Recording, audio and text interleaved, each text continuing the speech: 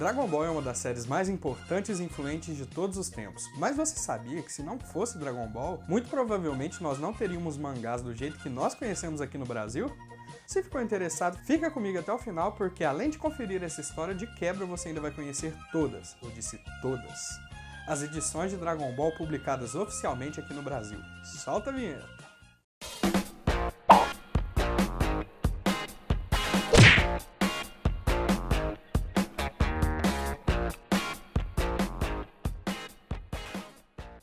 Fala aí galera, beleza? Tudo bem? Tudo legal? Tudo na paz? O meu nome é Fausto Filho e sejam muito bem-vindos ao primeiro vídeo da Iniciativa Pop. E agora eu não sei muito bem o que fazer nesse momento, a não ser talvez Mendy Galáxia pedir pra você se inscrever aí. Dragon Ball foi criado pelo grande mestre Akira Toriyama e foi publicado pelo Shueisha na Weekly Shonen Jump entre os anos de 1984 e 1996. Agora talvez seja importante eu te explicar como é que funcionam as publicações lá no Japão. Bom, primeiramente os mangás são publicados na Weekly Shonen Jump, pelo menos os do gênero de ação e aventura, que é uma revista que reúne várias publicações de vários autores diferentes. É uma revista com publicação semanal, ou seja, os autores escrevem um capítulo por semana, mais ou menos, para que sejam lançados primeiro nessa Weekly Shonen Jump. E depois, se há uma aceitação do público, eles são lançados individualmente em um formato que a gente chama de tankobon. Esse processo demora mais ou menos aí uns 3 meses. Mas é isso, tudo certo, entenderam? E Dragon Ball fez tanto sucesso, mas tanto sucesso que menos de 2 anos depois, a Toei Animation, que é um estúdio de animação japonês, começou a adaptar Dragon Ball para ser exibido em anime lá na Fuji TV. E depois que o anime foi produzido, aí que estourou de verdade. Começou a ser exibido em vários lugares do mundo, lançaram vários jogos também que ajudaram a difundir ainda mais a marca de Dragon Ball pelo mundo, especialmente aqui no Brasil. E dentre eles eu posso destacar aí o Dragon Ball Z Hyper Dimension para Super Nintendo e o Dragon Ball Z Ultimate Battle 22 para PlayStation 1. E foi aí que no dia 19 de agosto de 1996, o grande Silvio Santos, eu imito muito mal o Silvio Santos, cacete. Não consegue, né? Enfim, Silvio Santos colocou Dragon Ball clássico para ser exibido lá no Bom Dia e Companhia no SBT. E ele começou a ser comercializado de várias maneiras, desde álbuns de figurinhas até bonequinho, enfim. E em 1997, a Abril publicou o primeiro material oficial de Dragon Ball aqui no Brasil, que foram essas revistinhas aqui, esse materialzinho aqui. Foram 4 minisséries que foram divididas em 2 revistas cada uma. O conteúdo era basicamente uma novelização dos filmes que foram lançados para o Dragon Ball clássico. Só que a editora Abril lançou eles em formato ocidental, da esquerda para a direita, porque até então não existia o sentido oriental de leitura por aqui. Se você não sabe, os mangás são lidos da direita para a esquerda. E agora está na hora de apresentar para vocês um personagem muito importante nessa história, a editora Conrad. Bom, a editora Conrad foi fundada em 1993 e ganhou bastante destaque por ter publicado a revista Herói, que era uma revistinha que falava sobre diversos assuntos da cultura pop, especialmente sobre Cavaleiros do Zodíaco, que tinha uma legião de fãs que acompanhavam o anime que era exibido na extinta TV Manchete. E a Conrad liderou esse mercado até por bastante tempo, só que com o tempo foram surgindo algumas concorrentes fortes, como a cópia descarada Heróis do Futuro, que apresentava um conteúdo mais nichado e acabou tomando o espaço da Conrad posteriormente. Só que a Conrad queria fazer mais. Ela queria fazer mais do que publicar sobre os assuntos. Ela queria publicar os assuntos. Sacou qual é? Então chegamos no ano de 1999, que foi um ano crucial. Primeiramente, a Conrad lançou o mangá Gen Pés Descalços, só que ainda adaptando para o sentido ocidental de leitura. Também estreou o anime do Pokémon, que foi e ainda é uma febre em todo lugar no mundo, e a Conrad aproveitou e lançou a revista Pokémon Clube para pegar o hype dessa criançada. E no dia 1º de junho de 1999, sabe o que chegou aqui no Brasil também? Dragon Ball Z!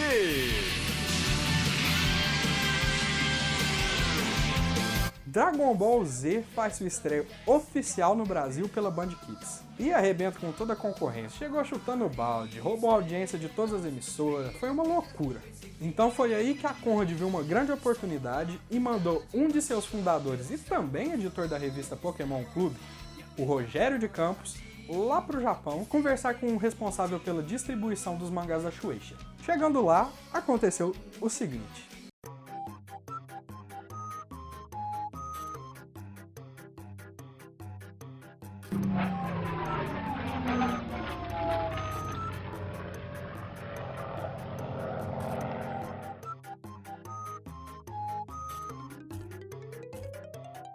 Ô maluco, me vê um Dragon Ball aí pra me levar pro Brasil. Eu não gosto do Brasil. Vai lá, pô, vai vender que nem álcool em gel em época de pandemia. Tá bom, mas tem que ser preto e branco. Pô, preto e branco não dá, nenhuma criança gosta de ler assim. Eu quero colorido. Não, tem que ser o preto e branco primeiro, depois você pega o colorido. Tá bom. Mais uma coisa, Vixe, lá vem. tem que ser igual aqui, Igual aqui como, cara? da direita pra esquerda. Ah, não. Aí não dá. Você tá me exigindo demais, assim. Se não for assim, eu não vendo. Tá bom, eu imprimo 5.000 cópias, já que não vai vender porque é preto e branco mesmo. Que seja, ainda pego o colorido depois. Beleza, fechado. Mais uma coisa, O quê? tem que ser no mínimo 50.000 cópias. Tá que pariu. E você tem que levar outro também. Tá bom, me vê esse que tá debaixo da sua mesa aí e fechou. Tá bom, não foi desse jeito que aconteceu, mas tem um vídeo muito bom lá no canal do Pipoca e Nanquim com o próprio Rogério de Campos contando um pouco mais sobre essa história de forma detalhada. Eu vou deixar o link aqui na descrição para vocês darem uma conferida. Enfim, finalmente chegamos. No dia 1º de novembro de 2000, foi lançado Dragon Ball pela Conrad, o primeiro mangá com sentido oriental de leitura no Brasil. Isso aqui foi um marco para a história dessas publicações aqui. O mangá tinha formato meio tanco. Mas o que significa isso? Significa que ele tinha metade de páginas de uma edição lá do Japão, que é chamada de tankobon. Isso foi feito para que as crianças não perdessem o interesse ao ver a espessura do mangá na banca. A série foi dividida em Dragon Ball e Dragon Ball Z aqui no Brasil, diferente lá do Japão, em que Dragon Ball é conhecido apenas como Dragon Ball. Não existe essa diferenciação. Enfim, a primeira série teve 32 edições e Dragon Ball Z teve 51 lançadas quinzenalmente. Cada edição tinha uma média de 100 páginas. O papel era o offset, que é um papel bem parecido com folha sulfite, para falar a verdade. E a impressão era muito boa para a época. Como era a primeira vez que o sentido de leitura era o oriental, colocaram um aviso aqui na última página, que geralmente todo mundo ignorava e lia da maneira em que a gente estava acostumado mesmo e acabava ficando sem entender nada. É criança, né? Na primeira página, geralmente tínhamos uma mensagem do editor brasileiro contando um resumo dos capítulos anteriores. Também tínhamos uma imagem que parecia seguir o modelo de capa original japonês. Então tínhamos a história em si. E chegando no final, havia uma breve descrição sobre o próximo volume. Então, nos era apresentada uma ficha de personagens novos que apareceram, seguido das técnicas de luta usadas no volume. Outra coisa bem interessante é que a partir da edição 9, a Conrad inaugurou a seção Casa do Kami. Não é o canal do Nelson. Mas foi um quadro em que os editores brasileiros de Dragon Ball respondiam os fãs do mangá.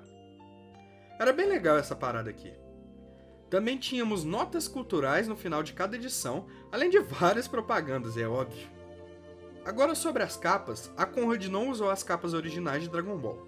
Ela montou todas as capas usando o Photoshop e a criatividade. Isso faz com que essa seja uma coleção única e exclusiva aqui no Brasil. Infelizmente, o mangá sofreu algumas censuras, já que era direcionado para o público infanto-juvenil. E falando um pouco da tradução, ela é ótima.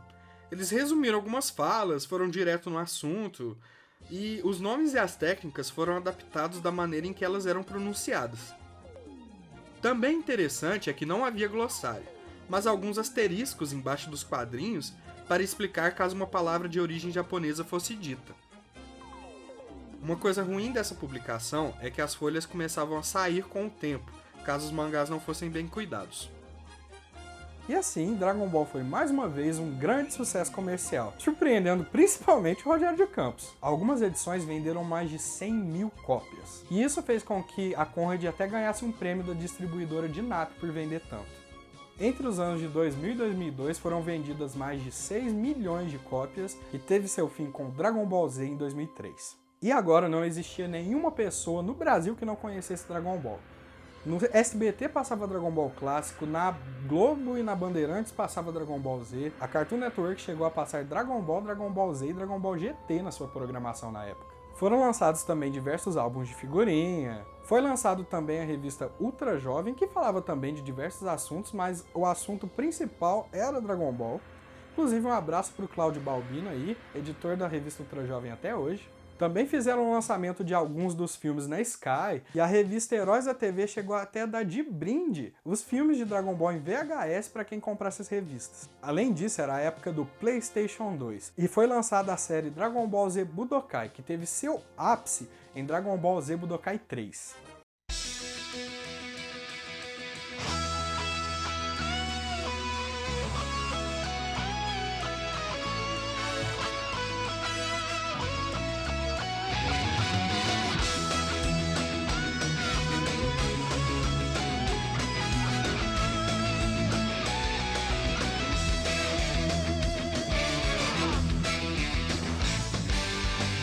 Inclusive, eu implorei para os meus pais me darem um Play 2 só por causa desse jogo. Eu ia para as lan houses aí alugar uns joguinhos de Play 1 e a única coisa que eu via era a galera jogando ou Dragon Ball Z Budokai 3 ou Win Eleven. Era febre. Então chegamos no ano de 2005 e a Conrad queria fazer algo diferente, ela queria inovar. Já fazia 2 anos que tinha acabado a publicação de Dragon Ball Z, mas como eu disse, a série nunca deixou de estar em alta. Então qual que é a maneira mais segura da gente inovar? Apostando numa marca segura, uma marca forte, e Dragon Ball tá ali, né? Quietinho, sem fazer nada, ninguém tá mexendo. Então, primeiramente, eles lançaram a enciclopédia Dragon Ball Z, a lenda de Son Goku. Isso aqui, gente, é o guia perfeito do anime de Dragon Ball, de verdade. Ele é um dos vários guias que foram lançados e o único que foi traduzido. Esse material saiu primeiro lá no Japão em 2003 pela Shueisha, e mostra praticamente tudo. Conta sobre o Goku, sobre a evolução dele no decorrer do anime, as habilidades, as batalhas, a família, os amigos dele. Tem também entrevista com o Toriyama, os designs originais dos personagens, comentários sobre a abertura e encerramento do anime. Tem um dossiê completo de todos os episódios. Enfim, é um guia incrível. E se você coleciona Dragon Ball, é um item indispensável na sua coleção. Então, vocês lembram da inovação que a Conrad queria fazer? Pois é, foi com essa ideia na mente que eles trouxeram Dragon Ball, a edição definitiva. Ela trazia a aventura de Son Goku em formato luxo, encadernado, inspirado nos Kanzenbans lançados lá no Japão. Custava cerca de R$19,90 quando foi lançado, e isso era bem caro para um mangá em 2005. Porém, a qualidade era inacreditável. As capas tinham verniz localizado, o papel também era offset, seguindo o mesmo padrão da versão anterior, e as lombadas, quando juntas, formavam um desenho assim como o original japonês. Era assim, uma coisa surreal para o mercado brasileiro na época. Para vocês terem ideia, materiais com esse padrão de qualidade foi se popularizar mesmo só uns 10 anos depois. Eles pensaram muito além do tempo deles. Tinha cerca de 240 páginas cada edição. Haviam também algumas páginas coloridas, assim como a versão original, e não existia mais censura. Então tu tá ligado no que isso quer dizer, né? Look at that booty, show me the booty, give me the booty, I want the booty, back up the booty. Agora tínhamos orelha na capa e sobrecapa das edições, além de ter um desenho que formava a palavra Dragon Ball nos versos. Depois tínhamos o título bem simples do volume, seguido pela mesma ilustração da capa. Daí tínhamos a história em si. No final das edições havia uma galeria de capas, e só. É uma versão simples e direta. Mantiveram também a mesma tradução da publicação anterior. A intenção era lançar a coleção completa com 34 edições, e tudo começou bem, com lançamentos de 2 em 2 meses, até chegar à 13ª edição, que dava fim ao Dragon Ball clássico. Essa edição demorou cerca de 6 meses para sair. Depois houve o lançamento das edições 14 e 15 normalmente, porém, infelizmente, quase um ano depois, em março de 2009, era lançado o 16º e último volume de Dragon Ball edição definitiva pela Conrad. Isso aconteceu porque a Conrad estava com alguns problemas financeiros e foi vendida para a IBEP, Companhia Editora Nacional, que suspendeu diversos títulos da editora Conrad e que foram cancelados posteriormente, incluindo Dragon Ball edição definitiva. Só que aqui tem um probleminha. Dragon Ball não podia ficar sem dono, que é uma mina de dinheiro, né? Então, em dezembro de 2011, a Panini Comics adquire seus direitos e em maio de 2012 ela lança sua versão de Dragon Ball no formato Tankobon. Essa aqui também é uma versão bem similar à que foi lançada originalmente lá no Japão. Só que isso aqui estava muito mais com o que a gente estava familiarizado agora, já que a JBC tinha feito mais ou menos a mesma coisa com a edição de O Cavaleiro do Zodíaco. Essas edições têm cerca de 200 páginas de papel jornal, que na minha opinião é um dos pontos negativos dessa publicação. As capas seguiam o lançamento original. As lombadas, assim como na edição definitiva da Conrad, tinham uma ilustração que formava um desenho maior quando juntavam as 42 edições. Abrindo a primeira página, no verso da capa sempre havia um comentário de Akira Toriyama, seguido por uma ilustração feita pelo próprio mestre. Depois nos era mostrado os personagens que apareceriam na edição, juntamente com uma recapitulação das edições anteriores. E na página seguinte, nos era apresentado pela primeira vez um índice de capítulos. E depois havia a capa original da Weekly Shonen Jump. E então tínhamos o mangá por inteiro, até que no final temos novamente uma galeria das capas originais. Depois tínhamos também a seção Tudo Sobre, que foi a inspiração para a Casa do Kami nas primeiras edições da Conrad. Aqui, a Panini publicou as perguntas dos leitores e as respostas do próprio Akira Toriyama, traduzido dos mangás originais japoneses. Essa seção eu acho muito interessante, porque aqui podemos ter uma boa ideia de como foi a vida do mestre durante os 10 anos escrevendo Dragon Ball. E por fim, tínhamos um glossário, traduzindo e explicando palavras que não fazem parte do nosso idioma. Seguido pelo aviso de leitura. A tradução da Panini é boa, menos resumida que a da Conrad, e manteve também a maioria dos nomes iguais e mudou ligeiramente alguns golpes, como Roga Fufuken do Yantia. Mas o que mais me incomodou foram as traduções nas falas da Tite e do Rei Cutelo. Eu sei que no original japonês eles têm uma fala meio caipira, mas a adaptação pro mineirês, meu mineirês, me tirou um pouco da história enquanto eu lia. A 42ª e última edição foi lançada em outubro de 2015.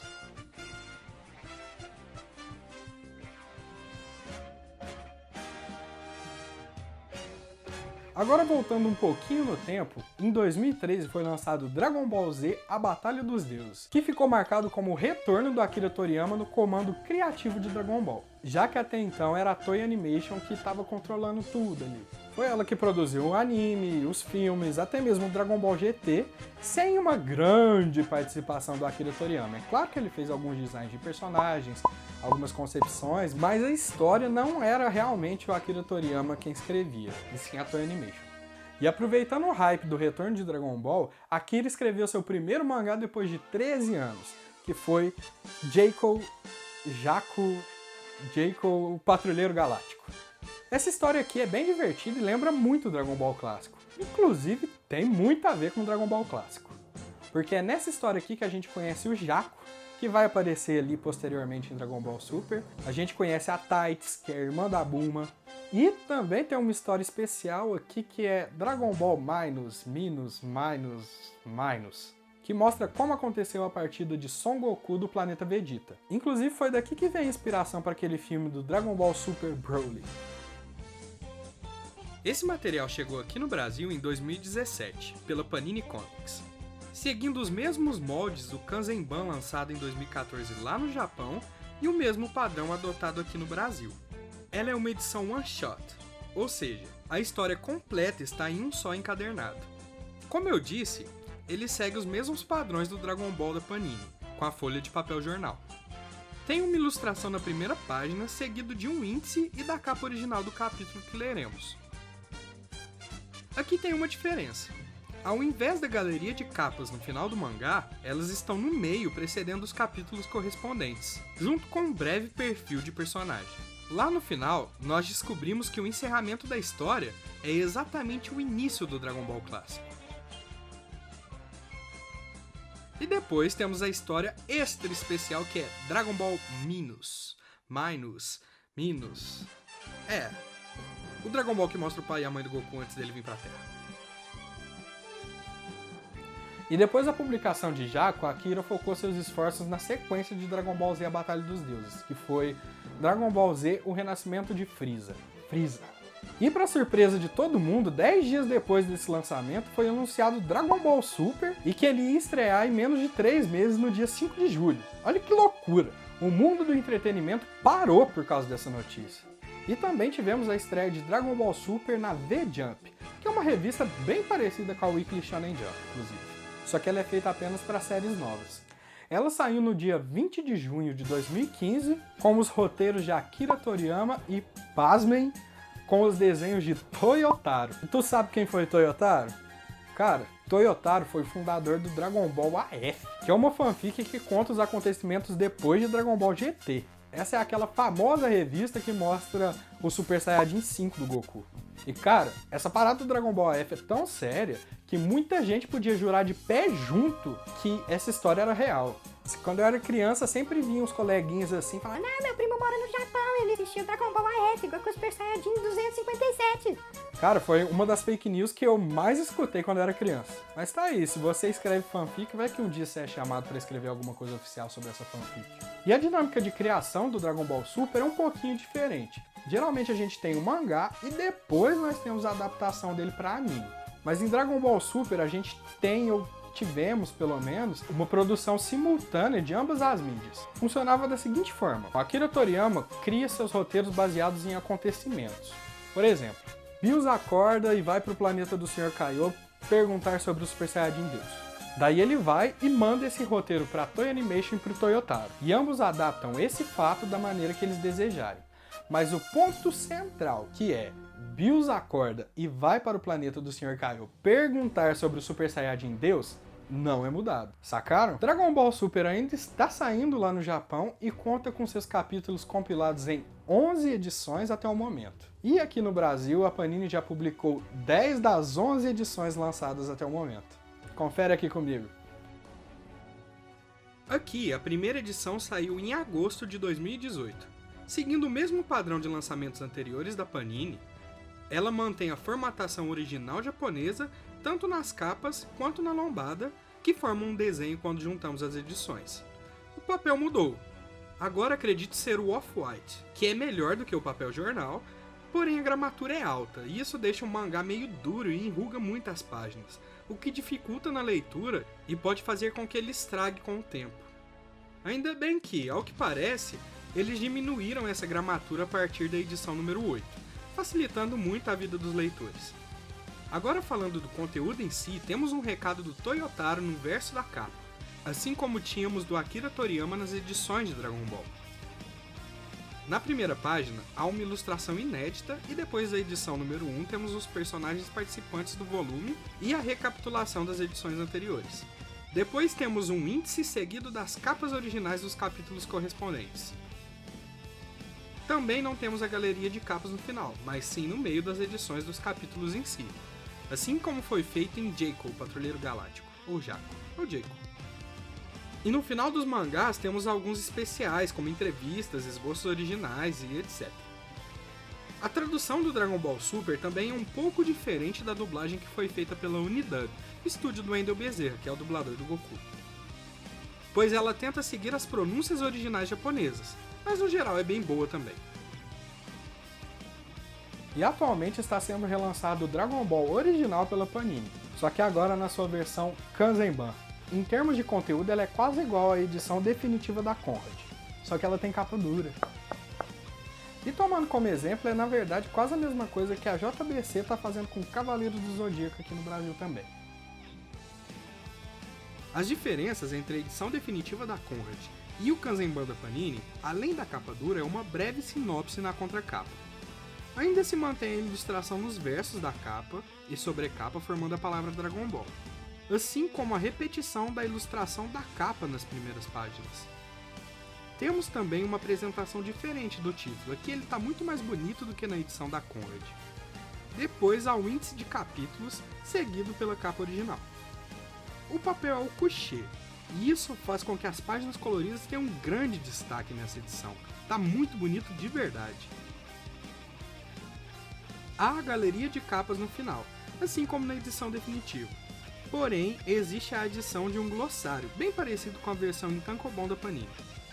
A tradução se mantém a mesma da versão anterior, E até o momento foram lançadas 7 edições, e eu espero que dessa vez todos os 34 volumes sejam publicados.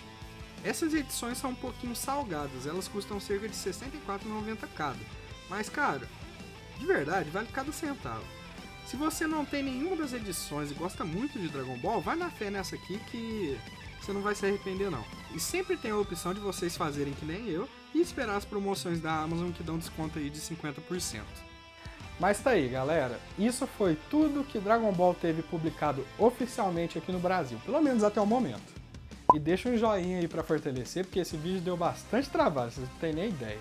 E outra coisa que você pode fazer pra me ajudar é deixar aí nos comentários o que você achou do vídeo. Dá umas críticas aí, fala, pô, coloca a luz virada pra lá, sei lá. Pô, veste camisa amarela.